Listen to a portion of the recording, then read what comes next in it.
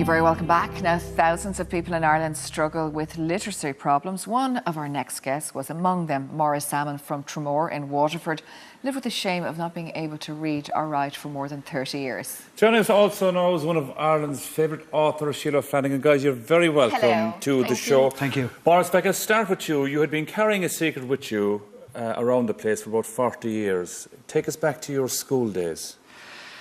Well, it started in school, like you said. I had a nervous disability.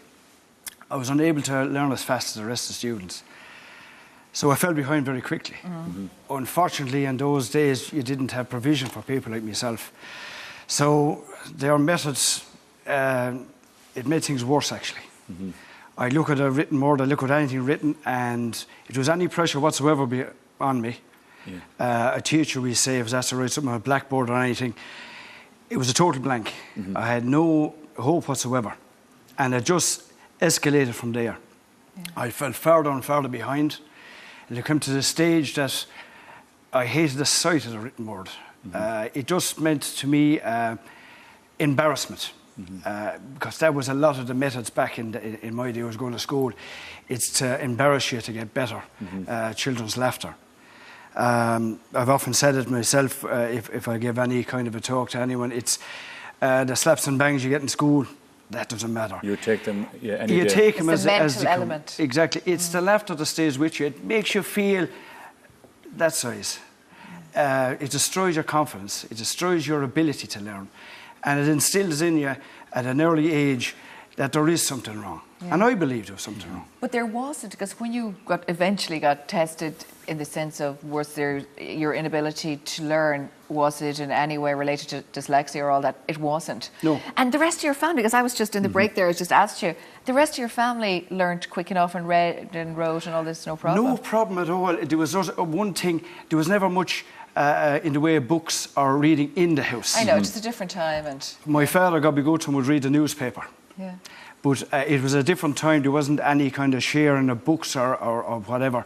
But the problem was known with me, but nothing was ever, nothing was done about it. So you left school when you were 13 then? I left school when I was 13. So you were happy to see the back of that, but still you needed to be able to read and write to get through life as well, didn't you? No. People will presume you can read and write. The presumption is that you can.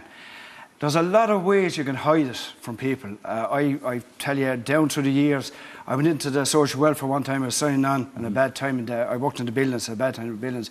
I just bandaged my right hand, said I couldn't write. They'll fill the forms for you.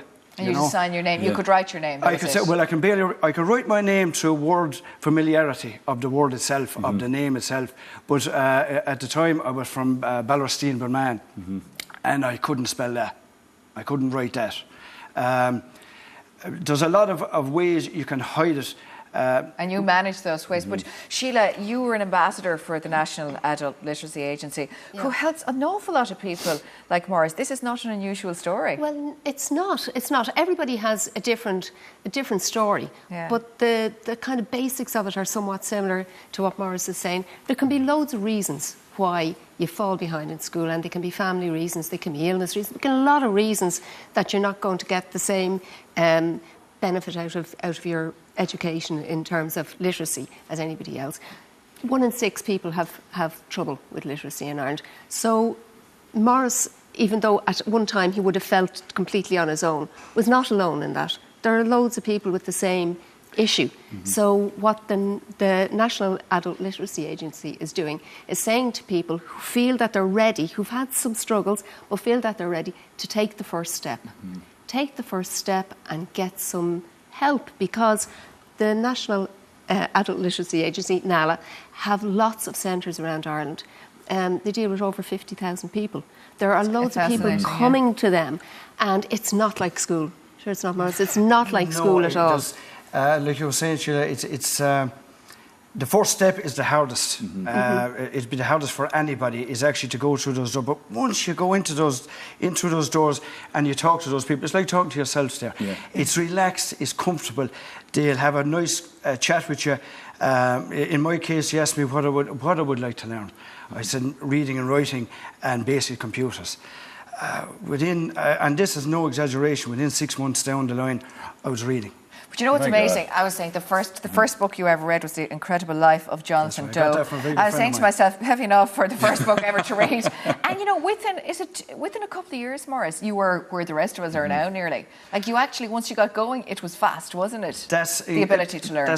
And I've said it to people before, and I was just saying today, as I read through this book, going through the pages, and this might sound funny, but as I was going through, I was saying, geez, I hope I don't lose this ability to read. Yeah.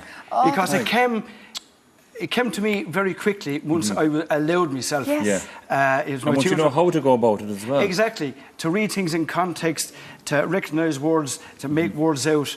As my tutor, Mags, told me, I did a one-to-one with Mags when I started first. You can read, Maurice, just allow yourself to do it. What was it like to finish your first book? I tell you, I can't explain it to you. It's if you can read all your life, you'll miss a great experience. Because, I mean, I went through this, and as soon as I stopped at the end page, I went back again. You know what I mean? To get in with the characters so they can come out of the page. This woman here has that talent to write. She does. A fantastic She hops them out of pages. Exactly. Well, we should say, Maurice, as well, just for people watching at home, you went through some hard times. You know, we don't have time to get all into it, but I know you suffered. You know, you battled with your demons, alcoholism, lots of different things. Right. And you really put it all down to the fact that this pressure. Not being able to read and write. It's the low self-esteem and feeling that you're different, apart. Sheila was saying there, I didn't realise there was other people like me. I believed I was on my own, there's no one else quite like I am. So with that, I needed some relief, so I went on drink. It's a weakness, alcoholism, I will have to say it. But it's a necessary weakness for some people. It was for me. I battled that. I drank for the better part of 35 years. I'm sober now 3.5, thanks be to God. But without going back to education, the Tramore Centre in particular, the ETB, I have to read it down to remember it. I got an awful memory. But without people like that, to give you that help and that hand, it's great. It won't make it. I just want to say, now you have to read the collection of short stories that Sheila is bringing out for Christmas. Sheila's a beautiful writer, and that's out now for Christmas, is it? That'll be out on the 19th of October. It's called Christmas for You. And hopefully Maurice is going to read that. It'll be the second book you've read. It'll be a lovely Christmas for you. All over again when you Christmas finish anyway. You're hooked. Well Maurice, done, thanks a guys. million. Thank And you. Sheila, Congratulations. thank you very much for coming in. It's wonderful.